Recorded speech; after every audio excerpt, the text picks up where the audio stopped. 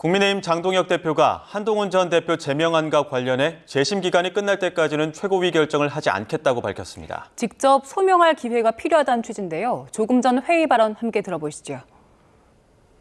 먼저 윤리 결정에 대해서 말씀을 드리겠습니다. 윤리 결정에 대해서 한동훈 전 대표는 제대로 소명 기회를 부여받지 못했다고 말씀하고 계시고 또 일부 사실관계에 대해서 다툼이 있다고 말씀하십니다. 저는 윤리 결정이 사실관계에 부합한 제대로 된 결정이 나오려면 당사자가 직접 윤리위에 출석해서 어떤 사실이 맞는 것이고 어떤 사실은 다른 것인지에 대해서 충분히 밝힐 필요가 있다고 생각합니다. 당사자가 윤리위에서 그런 것들을 직접 밝히거나 소명해 주지 않으면 윤리위의 결정은 일방의 소명을 듣고 결정이 내려질 수밖에 없습니다. 따라서 한동훈 전 대표가 지난 화요일에 있었던 윤리위 결정에 대해서 소명 기회를 갖고 또 사실관계에 대해서 충분히 소명하고 충분히 소명의 기회를 부여받은 다음에 이 윤리위의 결정 절차가 마무리될 수 있도록 하기 위해서 한동훈 대표가 재심의를 청구할 수 있는 기간을 부여하는 것이 맞다고 봅니다. 그래서 저희 최고위원회에서는 한동훈 대표에게 재심의의 기회를 부여하고 제대로 된 소명 기회를 부여받아서 이 절차가 마무리될 수 있도록 재심의 기간까지는 윤리 결정에 대해서 최고위의 결정을 하지 않겠습니다.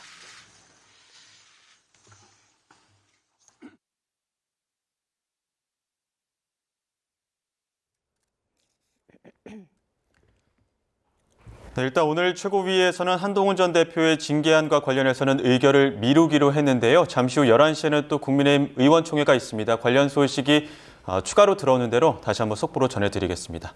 다음 소식 전해드립니다. 국민의힘 최고위원회가 한동훈 전 대표의 제명 징계를 일단 미루기로 했지만 이와 관련해서 당 내홍은 최고조로 향하고 있습니다. 한동훈 전 대표는 재심은 신청하지 않겠다고 했는데 향후 대응이 주목됩니다. 국회 연결합니다. 박정현 기자. 네, 국회입니다. 네, 오늘 빠르게 제명을 의결할 거라는 전망도 많았는데 일단 숨고르기에 나선 거죠? 네, 보신 것처럼 장동혁 대표 공개 발언을 통해 오늘 최고위에서 한동훈 전 대표 제명안을 의결하진 않겠다고 밝혔습니다. 한 전 대표가 윤리위 사실관계의 문제를 지적하고 있는 만큼 우선 직접 출석해 설명할 기회를 주겠다는 겁니다. 소명 뒤 당원 당규에 따라 열흘간 재심을 청구할 수 있는 기간도 부여하겠다며 당장 급하게 최고위 의결을 진행하진 않겠다고 설명했습니다.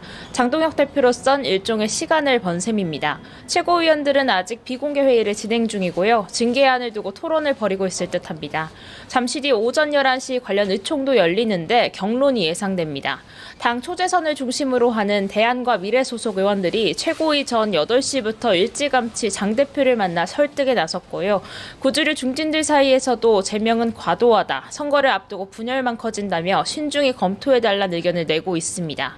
오세훈 서울시장도 아침 SNS에 글을 올려 제명은 곧 공멸이라며 장동혁 대표의 이제는 멈춰야 한다고 흡수했습니다. 한 전 대표에도 당원들이 납득할 설명을 해줘야 한다며 통합과 화해의 명분을 먼저 마련해달라 촉구했습니다.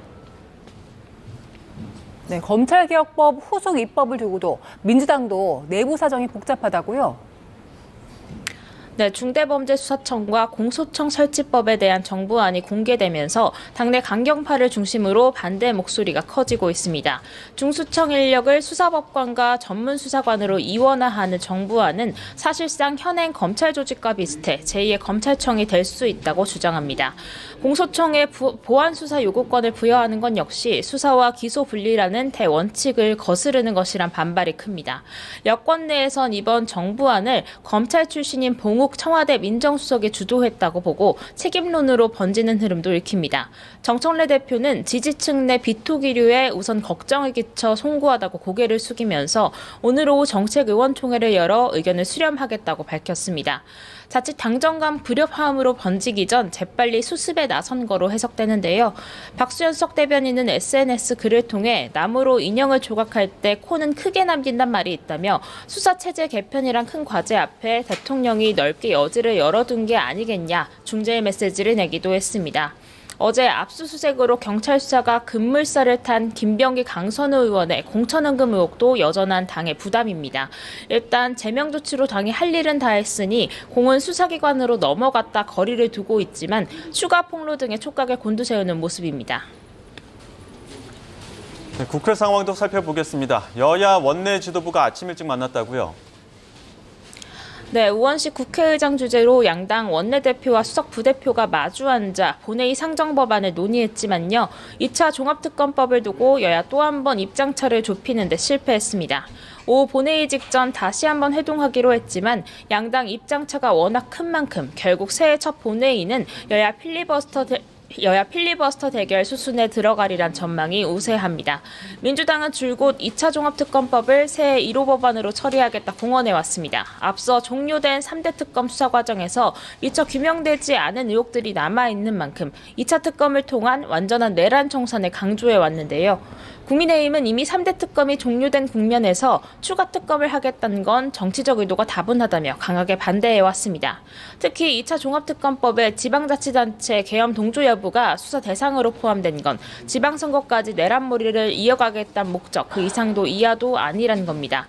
오늘 첫 번째 반대 토론 주자로 개혁신당 천하람 원내대표가 나섭니다. 개혁신당이 국민의힘 주도 필리버스터에 함께 참여하는 건 이번이 처음인데요. 천 원내대표 YTN에 국민의힘과 개혁신당이 그간 통일교 공천헌금 특검 공조를 이어온 만큼 그 연장선에서 이뤄진 연대로 이해해달라고 전했습니다. 지금까지 국회에서 전해드렸습니다.